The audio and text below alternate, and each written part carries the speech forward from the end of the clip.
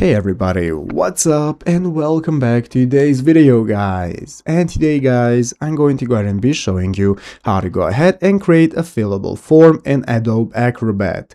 This is a very simple thing to do, so make sure to watch this quick and easy video till the very end, follow my steps correctly so you can make sure that this works the same for you and you can do this yourself.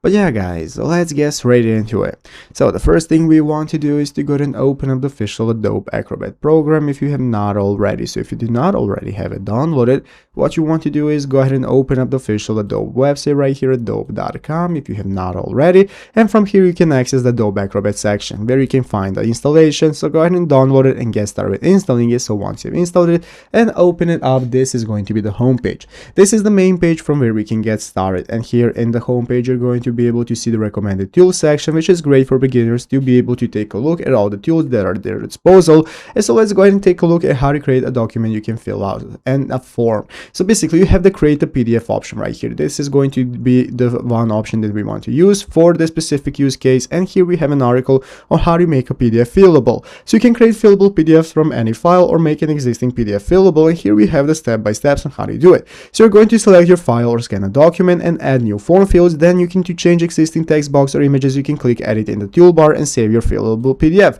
Keep in mind, as you can see, once you click on edit, this is only a premium plan option, so you need to upgrade your premium plan. You cannot use this with the free version of the program, but once you got premium, you can get started editing your PDFs, following the online articles and getting started. So I hope this video was helpful. If it was, make sure to leave a like and subscribe to the channel. Thanks for watching, take care and bye.